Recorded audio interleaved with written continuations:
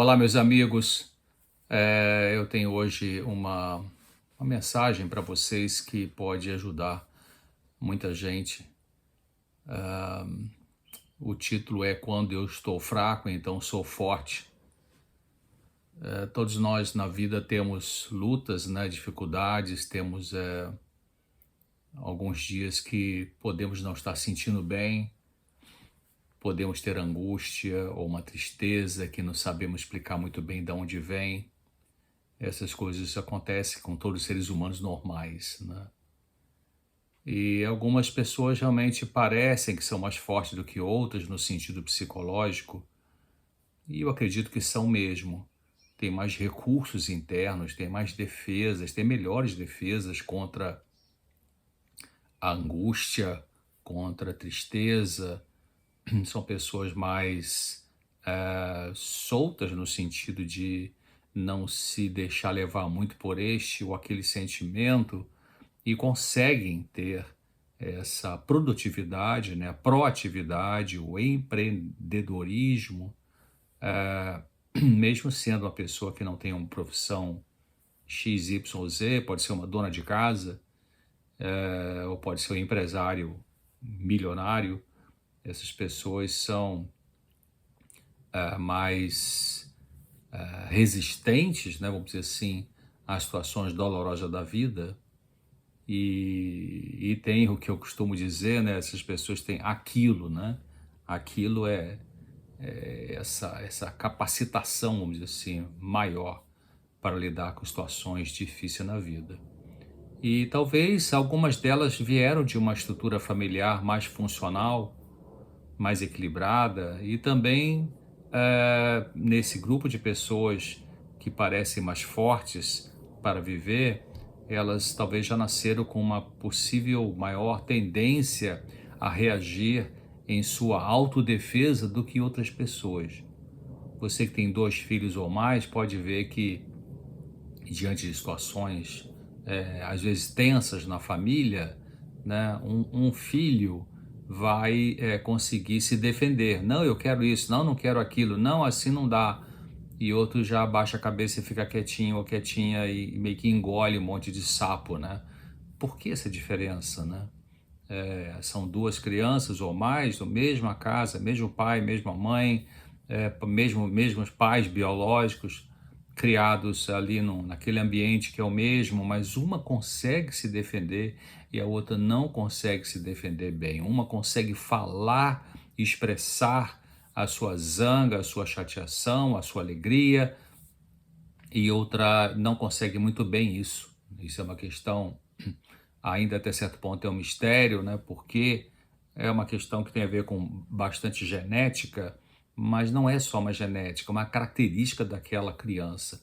Existe um dos cientistas que estuda isso, é, é a doutora Elaine Aron, uma pesquisadora americana, e ela desenvolveu uma nova, já faz alguns anos, mas é um novo tipo de temperamento chamado pessoas altamente sensíveis. Eu vou falar, já falei sobre isso aqui, e estou agora lendo um outro livro dela, Elaine Aron, Aron de nariz, pessoas altamente sensíveis. Então ela mostra, com pesquisas feitas até com exames cerebrais, que algumas crianças realmente têm um processamento cerebral diferente de outras crianças.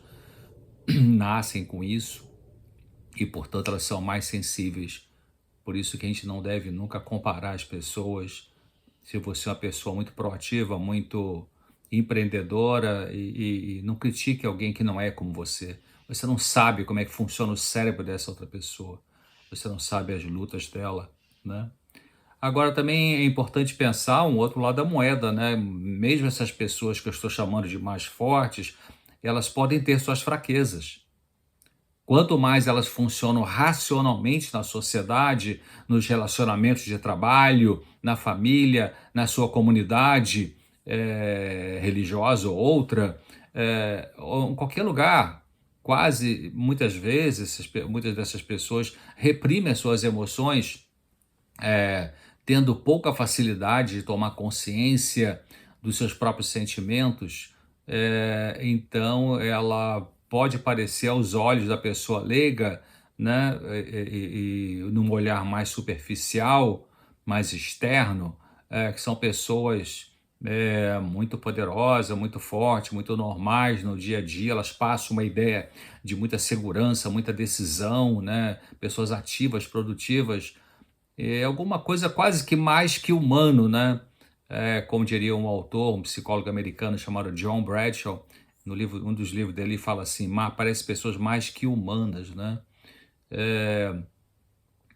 Você repara que a maioria das propagandas, né, para emprego, dos convites para emprego, das chamadas, né, para emprego anunciada na mídia, rádio, televisão, jornal, revista, enfim, outdoor, descrevem como candidatos preferidos para ocupar a vaga nas empresas justamente esse tipo de pessoa inumana, né? Ou seja, ela tem que ser racional o tempo todo, não revelar sentimentos, especialmente os sentimentos, entre aspas, de fraqueza ou de insegurança, tem que ser ágil, esperto, de boa aparência, de boa comunicação, tudo de bom, né?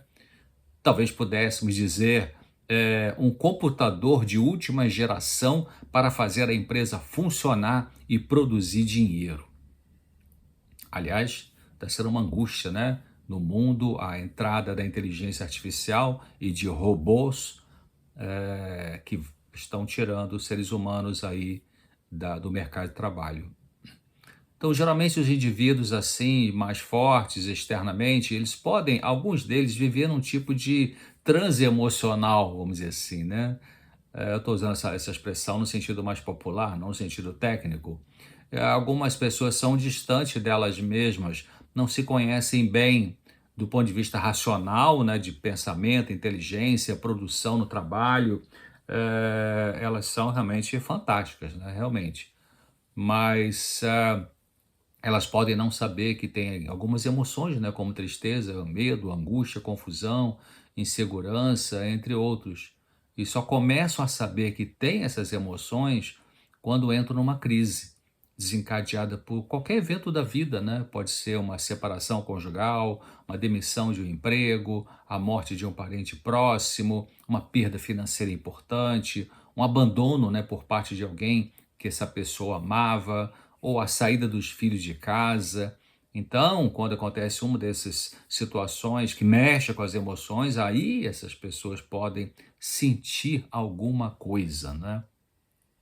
Muitas vezes, atendendo o consultório, ao longo dos anos, eu atendi clientes meus dizerem, né, que tinham vindo ali na consulta porque estava, por exemplo, estou meio deprimido, vim aqui, eu estou com muita ansiedade, não sei de onde vem isso, enfim, com algum tipo de queixa, e essa pessoa ali na minha frente, geralmente um empresário, uma empresária bem-sucedidos financeiramente, né, economicamente, profissionalmente, mas de repente lá com 65, 70 anos, ou enfim, ao se aposentar, vem uma sensação desagradável e aí vai procurar uma ajuda. E alguns então falavam assim para mim, eu debochava de uma pessoa que me dizia que estava com depressão, eu achava que era fraqueza dela, que era frescura, que era falta de força de vontade. E hoje eu tô assim, tô aqui, né? E agora eu tô vendo diferente, que não é bem assim. E como é que é ruim a pessoa se sentir desse jeito. Então essas pessoas falam isso, né? Demorou aí 60 anos para a ficha cair e ela perceber que ela também tem algum tipo de dor emocional. Então ela está começando, né? Finalmente a deixar de ser inumana para ser humana. Humana com ela mesma, né? Com a sua criança interior machucada há tantos anos, quem sabe, mas que ela havia conseguido construir uma camada de aço em torno dessa criança e viver parecendo forte. O que fazer então agora, quando você descobre que não é forte como pensava que era e que as outras pessoas também pensavam? O que fazer se você já se sentia uma pessoa meio fraca e não encontrou ainda um caminho, uma forma de se sentir melhor com você mesmo, com você mesma? Bom, a recuperação começa quando você descobre que é impotente diante da sua dor. Dor o quê? Tristeza, angústia, medo, insegurança, né? Ou quando você reconhece que você é impotente diante da sua compulsão, Se você, claro, tem um tipo de compulsão, pode ser para o álcool, para maconha, para cocaína, para o sexo, para o jogo, para o trabalho, né, para compras, tem vários tipos de compulsão. Então a recuperação começa quando você finalmente descobre que é impotente diante de uma situação dolorosa dessa, e aí você então pensa, puxa, eu realmente perdi o controle sobre esta questão. Pode ser uma pessoa codependente, pode ser a pessoa controladora, pode ser uma pessoa autoritária, pode ser uma pessoa com algum tipo de compulsão, como eu disse, né? Então você reconhece que tem vivido dessa forma, tem esse tipo de comportamento e agora está vendo que não é legal continuar com esse tipo de comportamento. Então a recuperação começa quando você começa a perceber o seu comportamento, né? Perceber que talvez tenha algum sentimento aí dentro que você nunca havia dado bola para ele, mas que estava querendo botar a cabecinha de fora o tempo todo, mas você metia a cara no trabalho, ou enfiava a cara na medicação, ou enfim, sexo, como eu falei, compras e viagens e patrimônio e tal, e empurrava com a barriga essa dor emocional. Então, a recuperação emocional começa quando você percebe, aceita e compreende que você tem uma escolha. Não tem que seguir naquele padrão de comportamento que vinha seguindo até aqui. A recuperação começa quando você decide parar o que quer que esteja causando a sua autodestruição. Percebeu que você, quando faz isso ou aquilo, te perturba, te faz sentir mal? Então você para com isso. Você entendeu isso, agora você para com isso. Você luta para não mais repetir isso aí. Então a recuperação emocional começa com a admissão da impotência. Você reconhece que não está conseguindo vencer.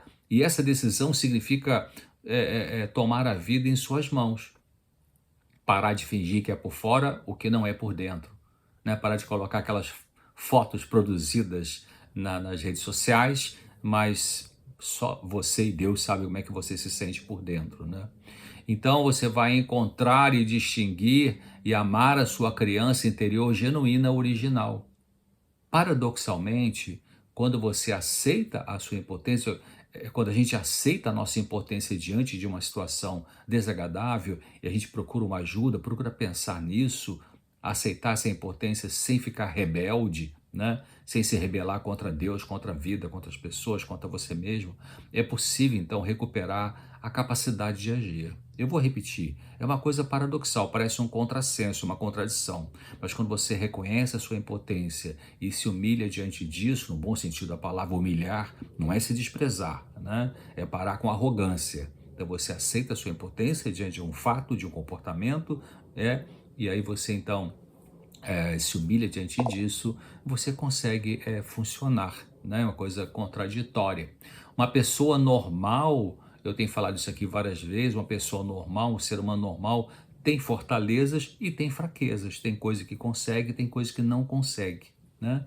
E a ajuda que você pode procurar para entrar nesse processo de recuperação, se ele não funcionar só entre você e Deus, pode ser um grupo de ajuda, né? Se for problema com álcool, alcoólicos anônimos, se for problema com outras drogas, narcóticos anônimos, se for problemas só emocionais, num grupo de ajuda tem vários, aí tem dependentes emocionais anônimos, codependentes, neuróticos anônimos, enfim, pode ser uma ajuda com psicólogo também, ou com conselheiro da sua comunidade espiritual, da sua comunidade religiosa, um conselheiro que tem experiência, que sabe lidar com sofrimento humano, né? Pode ser através de uma busca espiritual, você faz um retiro, faz uma busca espiritual, ou pode ser você procurar um centro de tratamento especializado no seu problema que você está admitindo que existe. Então, é interessante que Paulo, o apóstolo, escritor de vários livros na Bíblia, ele era um homem erudito e que havia sido perseguidor dos cristãos, como hoje muitos cristãos estão sendo perseguidos de formas variadas, né? Em vários países do mundo e alguns cristãos, mesmo em países cristãos, estão sendo perseguidos porque acreditam no que a palavra de Deus diz, e aqueles que querem seguir a tradição, mas negam a palavra de Deus, então perseguem esses que querem seguir a palavra de Deus. Então Paulo, ele era um perseguidor dos cristãos porque ele seguia a tradição, né? E não enxergava a luz da verdade bíblica, da verdade do que Deus havia dito, mas ele caiu finalmente ele admitiu sua impotência, ele caiu emocionalmente, caiu espiritualmente do cavalo, né, do cavalo imaginário aí, num dia na estrada de Damasco, dessa cidade de Damasco, ao se encontrar com Jesus. Jesus apareceu para ele e perguntou: Paulo, por que você me persegue? Naquele momento, Paulo, que era o tal, né, o forte, o superpoderoso, perseguidor dos cristãos, como eu disse, em nome da igreja, né, ele encontrou a sua fraqueza, ele teve que encarar a sua fraqueza e começou a compreender a necessidade que ele tinha de uma força verdadeira para curá-lo das suas feridas interiores, emocionais e espirituais, curar da sua prepotência, da sua arrogância, da sua inumanidade. Então Jesus quebrou a couraça psicológica de pretensa fortaleza de Paulo e ele se viu impotente. A criança interior então surgiu e não foi abandonada. Deus nunca mostra uma coisa para mim, para você, sobre nossas imaturidades de uma forma sarcástica, né? Tipo assim, ó, tá vendo o que você é? Se vira agora. Não, ele vem, mostra assim, se você quer crescer, se você quer amadurecer, se você quer melhorar o seu mundo emocional, o seu comportamento com as pessoas e com você mesmo. Então peça a Deus, ele vai te mostrar. Tem até alguém que diz assim, cuidado com o que você pede a Deus, porque ele vai te dar. Ele vai te dar. Então se você pede uma percepção da verdade, do seu comportamento, do que você precisa mudar, ele vai mostrar. E a gente olhar para os nossos erros de comportamento, de conduta, para olhar para o nosso defeito de caráter, não é fácil. Dói, né? Quando a gente quer realmente amadurecer. Então, nessa continuidade do processo de recuperação emocional e espiritual, o apóstolo Paulo, ele foi vendo, né, como precisava mudar interiormente. Então, eu estava dizendo, deixa eu voltar no pensamento anterior, quer dizer, quando a criança interior machucada de Paulo, né, apareceu, ele percebeu a sua impotência e essa criança não foi abandonada. Quer dizer, Deus nunca vai mostrar para você alguns defeitos de sua conduta, de seu caráter, e ele usa métodos variados para isso, né, e vai te abandonar. Não, ele mostra a tua necessidade, a minha necessidade e diz, você quer ajuda? Né? Muito lindo esse Deus, né? Então, na continuidade, eu repito, do processo de recuperação emocional e espiritual, o apóstolo Paulo foi vendo como precisava mudar interiormente, aprender a sentir sentimentos, a amar, a ser gente. Então, a partir desse encontro com Jesus Cristo, quando ele, Paulo, se sentia fraco, o que acontece, né, com a gente aqui e ali, né, nós seres humanos normais, né, nos sentimos às vezes fracos, incapazes, ou tristes, ou angustiados, isso é o normal dessa vida, dessa existência, né? Então, quando ele se sentia fraco, ele tinha aprendido de Jesus a ser humano, não mais se assustava com os sentimentos dolorosos que apareciam nele. Paulo pediu a Jesus que o livrasse de um espinho na carne, que não sabemos bem que tipo de sofrimento era aquele de que ele sofria. Alguns falam que era uma dificuldade de enxergar, problemas de visão, eu acho que é uma coisa mais profunda, eu podia englobar isso aí. Não importa, mas Jesus disse para ele, quando ele falou, me livra desse sofrimento que eu tenho, Jesus disse para ele, a minha graça é suficiente para você, o meu poder se aperfeiçoa na fraqueza. E Paulo, então, aceitando essa recomendação de Jesus, esse oferecimento de ajuda, né, que chama graça, né, que é um poder que vem, atua na nossa vida, nos ajudando a vencer algumas coisas. Então, Paulo, aceitando isso, ele disse, portanto, eu me gloriarei ainda mais alegremente nas minhas fraquezas. Parece um cara maluco, o que ele está dizendo aqui, né? Vou me alegrar nas minhas fraquezas? Como é isso? E ele diz assim, para que o poder de Cristo repouse em mim. Por isso, segue Paulo ali dizendo, isso está na carta de Paulo, na segunda carta de Paulo aos Coríntios, capítulo 12, né, no Novo Testamento. Então ele diz assim, por isso, por amor de Cristo, eu me regozijo nas fraquezas, nos insultos, nas necessidades, nas perseguições, nas angústias, pois quando sou fraco é que sou forte. Esse relato eu vou repetir para vocês, está na Bíblia, no Novo Testamento, na segunda carta de Paulo aos Coríntios, no capítulo 12, nos versículos 9 e 10. Então, Paulo estava dizendo ali, ele aceitou a sua impotência, aceitou a sua limitação, e Jesus disse, então, eu mando a minha graça para você, para te dar força na hora que você está fraco, para te dar alegria na hora que você está triste, para te dar serenidade na hora que você está angustiado. Né? E ele diz isso, Jesus diz isso para mim e para você. Né? Vamos acreditar nisso, recorrer a Ele, buscar em oração essa força, né? Que às vezes você pode estar fazendo uma terapia psicológica, está tendo acompanhamento psiquiátrico, está tendo aconselhamento espiritual, está fazendo coaching, sei lá o quê, né? Já foi no retiro, mas ainda tem algumas lutas. Então, bota o joelho no chão, admita a sua impotência, abra seu coração para Deus como amigo, fale com Jesus sobre como você se sente e acredite que Ele vai te dar essa força para você ir vivendo um dia de cada vez, lutando contra essas batalhas internas, tanto emocionais quanto espirituais. Então, quando você assume a sua impotência e recorre à ajuda correta, natural, né, ajuda humana, e também ajuda sobrenatural, né, no Deus Criador do Universo, você pode se sentir forte de verdade e até se regozijar. Se regozijar significa se alegrar na sua fraqueza. Não no sentido irônico, claro, né? Porque assumir a sua fraqueza que é real, né? É a chance desse poder maior, que eu chamo poder de Deus, aparecer na sua vida e fazer você forte. Forte não é arrogante, não é orgulhoso, forte é você conseguir ter serenidade para enfrentar as dificuldades, as lutas, o desentendimento na família, alguém que está te perseguindo, né, no trabalho, alguém que faz fofoca injusta contra você na sua comunidade religiosa, enfim, né, um companheiro, uma companheira que tem uma atitude às vezes autoritária ou agressiva com você, verbal, né? Então, por isso que eu costumo dizer, meus amigos, na verdade a gente não consegue ter de qualquer ser humano, mesmo das pessoas que amam você, elas não conseguem ser tudo para você.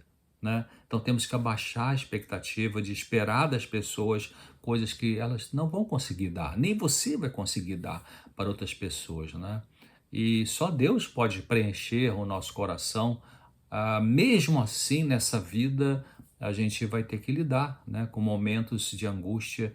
E eu gosto de, também na Bíblia, no Antigo Testamento, num livro chamado, no final do Antigo Testamento, tem um livro pequenininho chamado Naum, escrito por Naum. Ali no capítulo 1, no versículo 9, na última parte, está dizendo, não virá angústia a segunda vez.